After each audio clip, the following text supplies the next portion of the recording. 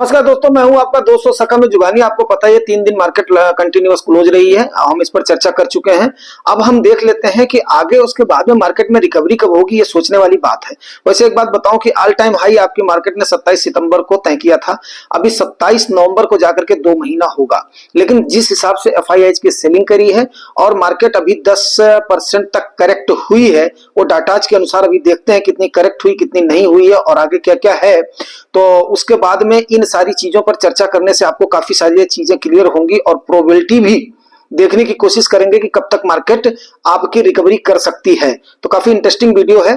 और हमारे एक आध मित्रों को थोड़ा सा तकलीफ होती है यार, जो अपना जमाई वगैरह से, लेकिन I am sorry for that. But यार कम से कम ये सोचो कि इतनी मेहनत के बाद में रात में तकरीबन मतलब आप लोगों के लिए ये करना ही पड़ता है यार। मेरी प्रोबेबिलिटी है, मेरी जिम्मेदारी है, तो ठीक है, कोई बात नहीं। उसको कोशिश करेंगे कि जो है चाय वगैरह अपना रख लिया करेंगे और अभी जो कोशिश करते हैं आज से थोड़ा सा ठीक ठाक आप लोगों को करें। तो देखो मार्केट में अभी हम जो चर्चा करेंगे कि जोरदार अपना बिकवाली हुई है। बिकवाली के कुछ जो है रीजंस देखेंगे, वैसे आप लोगों को पता है, लेकिन फिर भी एक ग्लैंस में देखेंगे। कब तक ये बिकवाली रहेगी वो भी देखने की कोशिश करेंगे और इसके लिए हमें क्या क्या उपाय करने होंगे वो भी हम देखने की कोशिश करेंगे। तो जैसा कि आप लोग देख रहे हैं कि अक्टूबर में अगर हम इसको परसेंटेज वाइज, मंथ वाइज इसका आंकड़ा हम तय करें तो निफ्टी को लेकर के चलते हैं, उससे काफी सारी चीजें आपकी क्लियर हो जाएंगी। तो 1605 पॉइंट, जैसा कि आपको पता है कि एटीएच आपकी 26,277 27 सितंबर को गया था और क्लोजिंग आपकी हुई है, आपको पता ही है 23,500 समथिंग पे आपकी जो है 32 के आसपास पे क्लोजिंग हुई है, ठीक है ना।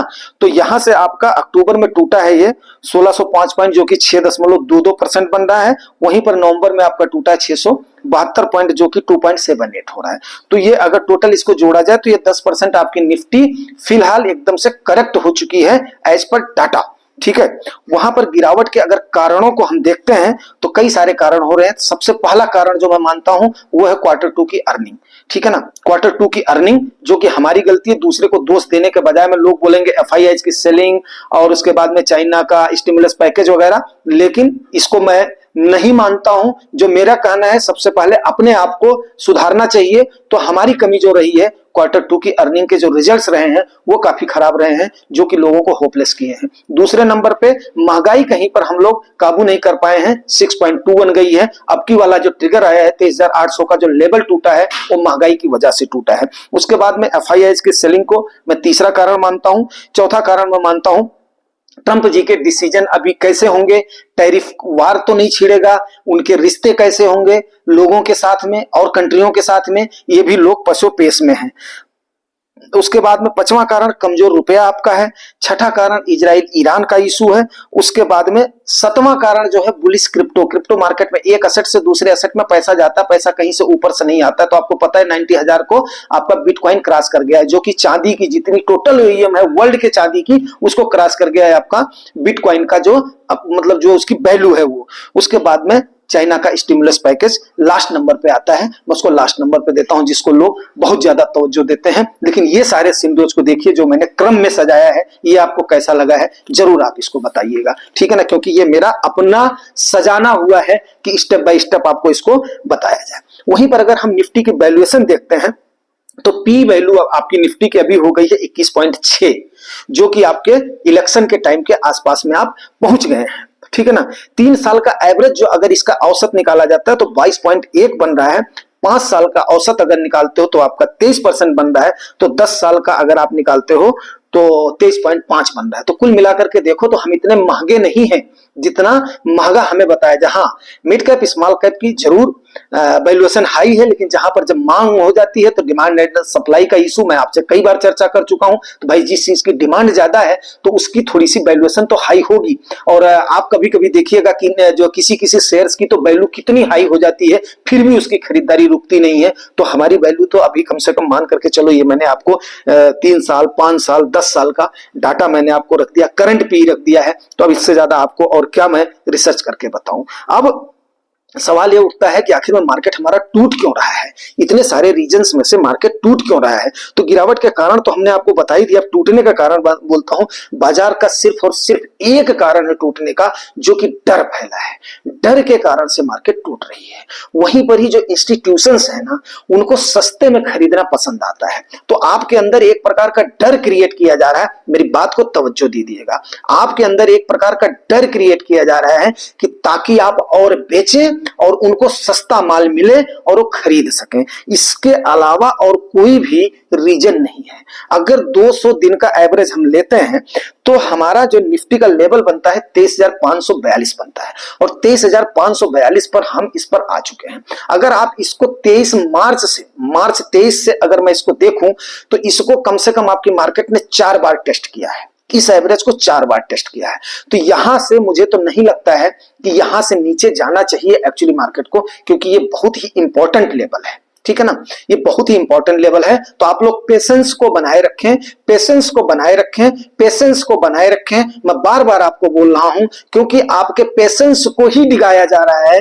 आपके जो आपके अंदर मादा है ना, जो आपके अंदर मतलब टोलरेशन की शक्ति है ना, उसको कहीं ना कहीं आपके डिगाने की, आपके मतलब जो दृढ़ता को, आपके दृढ़ता को मार्केट भी तोल रही है, और ये इंस्टीट्यूशंस भी, उसमें एफआईआईज भी है, डीआईआईज भी हैं। अब एफआईआईज डीआईआईज का मैंने आपको बताया था 2 दिन के पहले, मैंने आपको बताया था कि भाई मेरे, अगर वो चाहते तो इस लेवल पे खरीदारी कर सकते थे। उन्होंने तब खरीदा जब हमारे रिटेलर्स ने इतने का 3,600 करोड़ का माल बेचना शुरू कर दिया, तब उन्होंने खरीदारी शुरू की। अगर उन्होंने उस समय खरीदना शुरू कर दिया होता तो शायद निफ्टी में जो गिरावट नहीं होती और उतनी पैनिक सेलिंग नहीं होती, 23,800 पर लोग रोक लेते। लेकिन कहीं ना कहीं ये इंस्टीट्यूशंस के लिए फैक्ट है यार, रिटेलर्स के सगे जो है ना, ये हमारे आप जैसे जो छोटे छोटे इन्फ्लुएंसर्स है ना, वही रिटेलर्स के सगे हैं। बिकॉज हम आप एक नाव में ही, we are travelling in the same boat, हम एक नाव में ही जो है हम सफर कर रहे हैं। तो हमें आपकी पीड़ा का अंदाज है,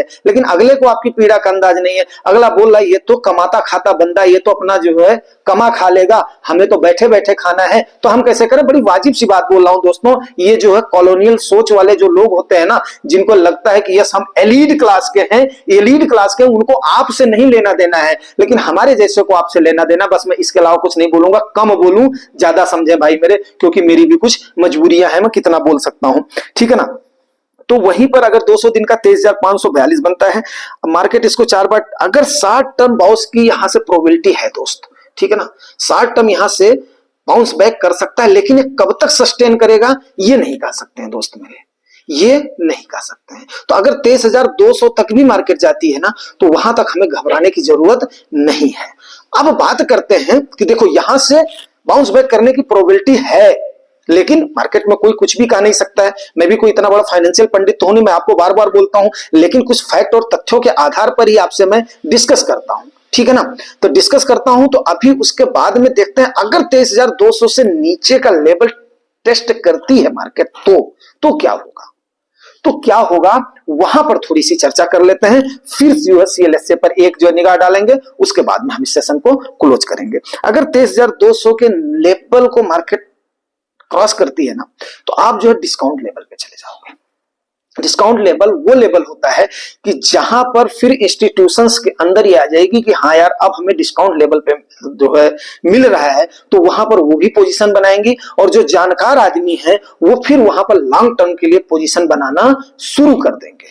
तो अगर वैसे तो यहां पर 23,542 से वापस चलना चाहिए, क्योंकि 200 दिन का एवरेज चल रहा है। ये एक देखो भाई संभावना ही व्यक्त की जा सकती है, लेकिन 23,200 पर अगर मार्केट जाती है इन केस, क्योंकि हमारे यहाँ पर ट्रिगर, जैसे ट्रिगर हमें कैसा चाहिए, ट्रिगर हमें चाहिए जैसा कि 4 जून वाला ट्रिगर आया था, गवर्नमेंट बनी थी, तो यहां पर जाकर के हम उसके बाद में बाउंड बैक कर गए थे। अगर यहां से हमें कोई ट्रिगर नहीं मिलता, हम 23,200 का आंकड़ा अगर क्रॉस करते हैं या उससे नीचे ब्रेक होते हैं, जैसा कि लोग अंदेशा लगा रहे हैं, तो वहां पर आप डिस्काउंट लेवल पे चले जाओगे। डिस्काउंट लेवल पे चले जाओगे तो वहां पर जो हमने आपसे इमरजेंसी के अलावे जो आपसे सेफ्टी फंड बनाया था, अपॉर्चुनिटी को आपने इस्तेमाल कर लिया होगा, आई होप कि कर लिया होगा।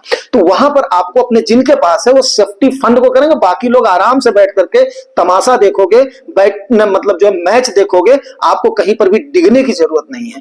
वहां से क्या होगा कि आपकी डिस्काउंट लेवल पे खरीदारी शुरू हो जाएगी, जिस प्रकार से आपकी खरीदारी होनी चाहिए, जो आप बोलते हो ना इस लेवल पे जिसने खरीदा था मार्च 2020 में, जिसने खरीदा था उसके बाद में वहां पर गया है, तो वहां पर हर आदमी लपक लपक करके खरीदने की, जैसे जैसे मतलब खरीदारी का मौका आएगा हर आदमी खरीदने की कोशिश करेगा और मार्केट में पक्का अच्छा खासा पैसा आएगा, जैसा कि वो कर रहा है। अब वहां पर आपको ट्रिगर कहां से मिल सकता है? जैसे अगर मान लिया नवंबर में मार्केट 23,200 को क्रॉस कर देती है, इन केस यहां से तो बाउंस बैक होने की मोस्ट प्रोबेबली चांसेस हैं, मैं फिर एम्फसाइज कर रहा हूं उस चीज को, लेकिन अगर 23,200 के लेवल को ब्रीच करती है मार्केट, तो वहां पे आरबीआई गवर्नर को फिर अब उनकी कमेंट्री जो है बहुत मायने रखेगी, और मेरे ख्याल से वहां पर निगाहें सारी हमारी संस्थाओं की भी होगी, सेबी की होगी, आरबीआई की होगी, सरकार की भी होगी, और वो वहां पर इंतजार कर रहे हैं कि यस चलने दो, कोई बात नहीं है। ऐसा नहीं है कि उनको चिंता नहीं है, उनको भी चिंता है, क्योंकि वहां पर वो बैठे हुए हैं। यस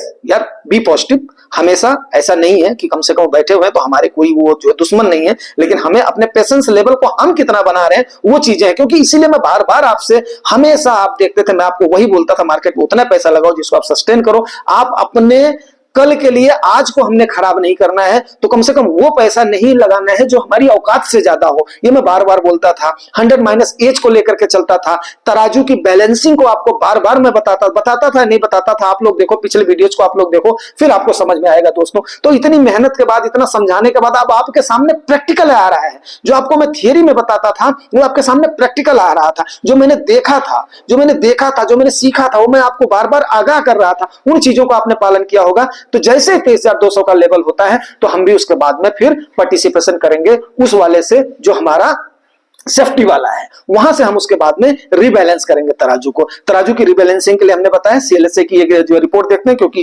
वीडियो बड़ा हो जाएगा। फिर आज है शनिवार, कल है संडे, उसके बाद में जो कमेंट्स वगैरह, लेकिन भाई देखो कमेंट्स वगैरह जैसे आप लोग पार्टिसिपेट कर रहे हो, पार्टिसिपेट करते रहो, उससे आनंद आता है। शाम को आज कुछ लेंगे कमेंट्स और जो क्वेरीज लेंगे, कुछ कल लेंगे। उससे क्या होता है, कई लोगों के बीच में वो चीजें जाती हैं, लोगों की थॉट जाती है, लोगों की सोच जाती है, तो उससे बड़ा ही एक पॉजिटिव माहौल बनता है।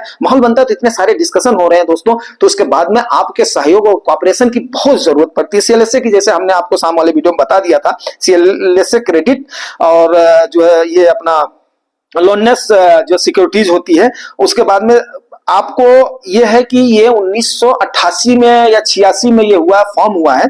और उसके बाद में ये क्या करते हैं कि ये डिसाइड करते हैं कि हमें कितना पैसा हमें कहां पे लगाना है, ठीक है ना। तो चाइना की डेप्ट की उन्होंने पॉलिसी वगैरह कर दिया, शाम को हमने जो इन चीजों को कर दिया है। और उसके बाद में ट्रंप जी का भी ये जो कर चुका है, और जो है चाइना की बाजार जो है टिकाऊ नहीं है, ये भी आपको बता दिया है।